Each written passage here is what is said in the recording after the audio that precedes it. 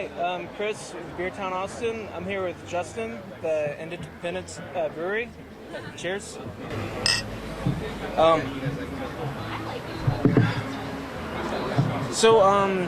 both drinking the Stash IPA. You want to tell me a little bit about it? Yeah, the Independence Stash IPA was something that got brought up about 2 years ago by Rob Cartwright, who's the owner of Independence Brewery. And it was fantastic. They ended up having a 2-year span where they didn't make it, or a 1.5-year span where it wasn't available. And then I just started with Independence about 6 months ago. And coming from Seattle and Denver and stuff like that, he easily gave up the IPA throne to me. He said, just make an IPA. We want to bring it back. So he just gave me the free rein to do a new recipe and order new hops and whatever malts I wanted, which was very gracious of him, and that's what it's all about, you know, like creativity and being free to make delicious beer. So this particular batch is American grown 2-row malt. It's got a little bit of crystal malt, Munich malt. It's also got a little bit of flaked barley. I love using flaked grains. They give it kind of a silky mouthfeel, and I also just love the physical aspect of dumping the grains into the mash tun and mixing them in. I'm a man! Yes, it's great. I mean, the rest goes through the mill and just goes in through a tube, but I get to put it in the actual vessel itself and mix it in, so it's kind of fun. And they have a lot of great qualities to them too. And the hopping, it's all American hops. It's got a little bit of Horizon in there, a little bit of Cascade, classic American hop, Autumn, which is a fairly new hop, and Amarillo. Autumn. Okay. Autumn. I've heard it said Autumnum. I've heard Autumnum. I've always said Autumn. I don't know. It's like A-T-A-U-A-H-N-U-M, so Autumn.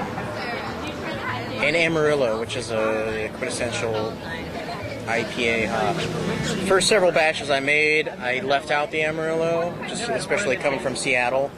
It felt almost like cliche to use Amarillo because everybody's been using it since it came out. But after tasting the IPAs, they were good. They're really good, but I finally broke down, got some Amarillo, and it's such a great hop. I'm sorry I returned my back on it. Amarillo forgives you. It's a great hop. Well, it's a good IPA. It's really good. Thanks. So, you said you've been there for about 6 months at Independence. Yes. What do you mainly do? I brew all the beer. Okay. Simple. And I also clean kegs, and I bottle, and I wash tanks, and clean the floors, and all that kind of stuff. Do events like this. Oh, yeah. I guess I don't know, kind of, like I said, where you worked before in Seattle, but, Independence, I think what they're kind of known for is, they have the big parties, once a month on Saturdays. The first Saturday, yeah. Is that kind of different to you, or, I don't know, is that exciting or what? Well, it's different in the sense that I think the main reason they decided to do the big parties on the first Saturday is because you can't sell beer. Like, there's not any other output to get your name out there. You can't come to the brewery and taste beers and buy a 6-pack. Yeah. That's new to me. Yeah. I didn't even know that existed until I moved to Texas. Yeah. So that is extremely new and strange to me.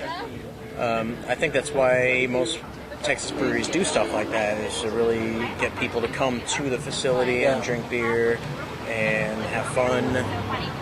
Hopefully within the next couple of years that law should be changed, I hope, and we can actually sell some beer.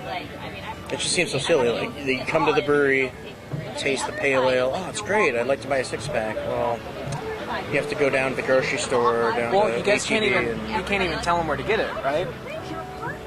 I've talked to other breweries in the area that they say that I think one of them has gotten in trouble for even putting a listing of where to get their beer on tap. I have heard of that, especially in Seattle. Like, you couldn't put on your website where your beer is available, stuff like that. I don't know. I don't know the law well enough. I'm still new to here. I tell people where to get it. Now I'm on camera. saying that. So, which is a silly thing, you know. I mean, I think that's one thing that's so great about, you know, going to breweries and, you know, Washington, Oregon, and Colorado is, you know, they have the whole, you know, the experience of going to the brewery, buying the growler with the logo, filling it up with fresh beer, and, you know, you got something new on the ride home. I mean, when you get home. Yeah. I guess, how you like the heat here in Texas as opposed to... acclimating. Yeah. Slowly. I think it'll take me a couple years. How does that, I guess, affect your beer drinking? Have you noticed? Do you drink different types of beer, more beer, less beer? I drink less beer now just because my wife is like 6 months pregnant. Oh, yeah. So she can't drink at all. So I've given up hard alcohol and I've given up wine, basically. So I still drink beer. Yeah. I mean, she doesn't expect me to not drink beer. I'm a brewer, so. But I do drink less, because usually we would both sit at home when we get home from work and drink beers and hang out, but now she can't drink, so I don't want to put it in her face and drink too much. That being said, I've said a few times at the brewery, because it's usually hotter in the brewery than it is outside, I'm like, I'm really glad we don't make a really great Pilsner or like cider or something, because it would be like just going down a little too quickly. So I do tend to lean a little bit lighter, though. I drink pale ale, freestyle. I like to drink at work when it's super hot. What's you know, speaking of independence, what do you think is what's your favorite beer you guys make?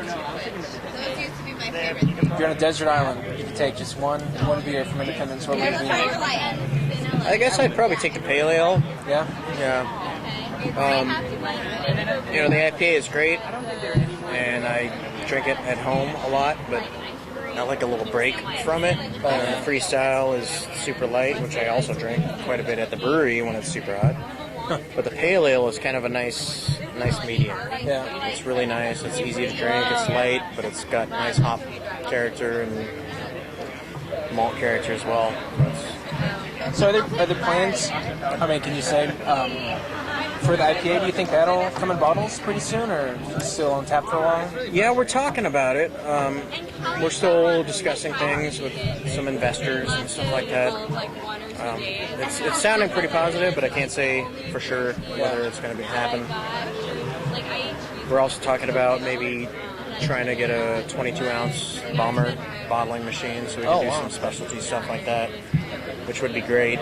Yeah, you guys see the Jasperilla now. That's in a bomber.